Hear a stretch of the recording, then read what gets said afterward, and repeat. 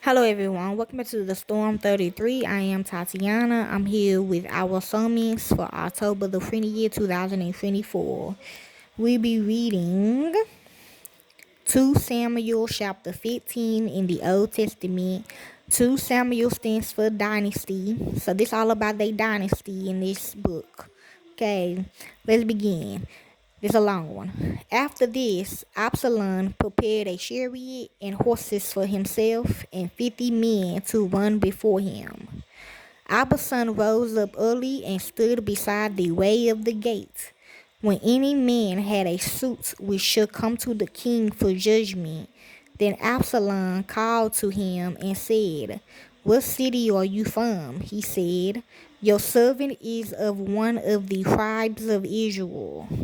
Absalom said to him, "Behold, your matters are good and right, but there is no man deputized by the king to hear you." Absalom said moreover, "Oh, that I were made a judge in the land, that every man who has any suit or cause might come to me, and I will do him justice." It was so that when any man came near to bow down to him, he stretched out his hand and took hold of him and kissed him. Absalom, James, okay, who Absalom did this sort of thing to all Israel who came to the king for judgment. So Absalom stole the hearts of the men of Israel. At the end of 40 years, Absalom said to the king, "Please let me go and pay my vow, which I have vowed to the Lord in Hebron.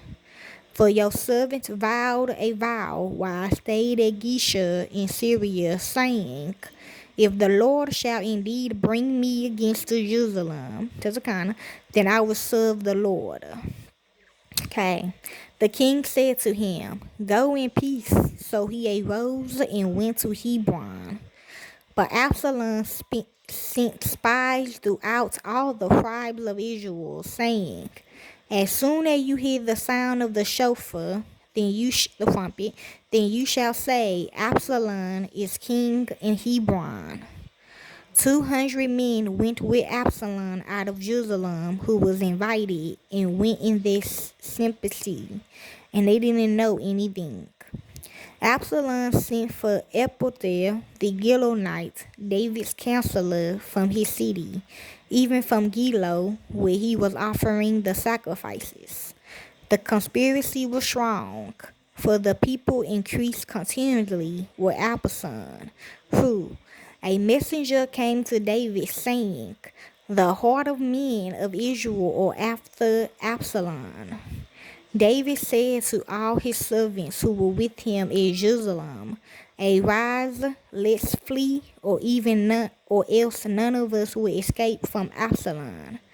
Hurry to this part, lest he overtake us quickly, and bring down evil on us, and strike the city with the edge of the sword." The king's servants said to the king, "Behold, your servants are ready to do whatever my lord the king chooses." The king went out and all his household after him. The king left 10 women who were concubines to keep the house. The king went out and all the people after him, and they stayed in Beth Mahak.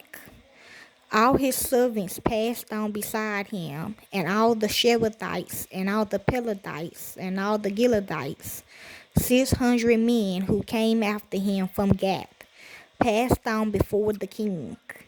Then the king said to Ittai the Gileadites, "Why do you also go with us? Return and stay with the king, for you are a foreigner and also an exile. Return to your own place. Whereas you came but yesterday, should I today make you go up and down with us, since I go where I may? Return and take back your brothers. Mercy and truth be with you." Ittai answered the king and said, "As the Lord lives, and as my lord the king lives, surely in what place my lord the king is, whether for death or for life, your servants will be there also." That what the Lord means way. It means life or death. So pick which one. David said, Ittai, go and pass over.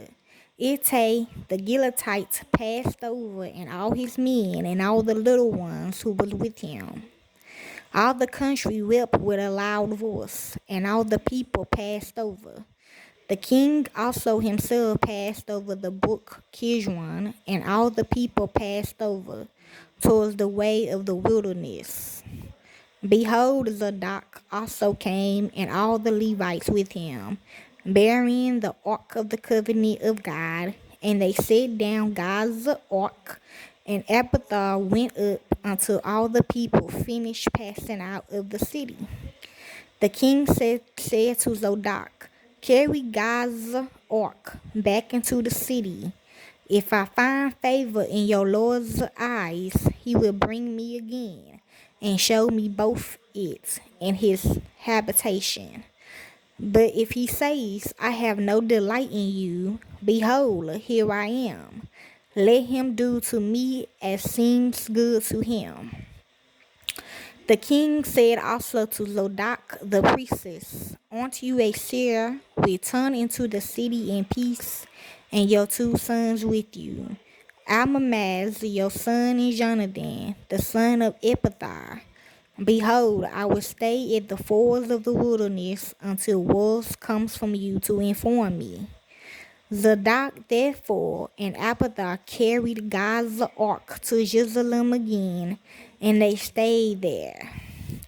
David went up by the ascents of the Mount of Olives and wept as he went up. And he, oh Lord, somebody laughing.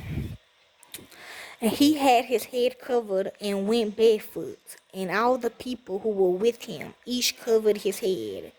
And they went up weeping as they went up.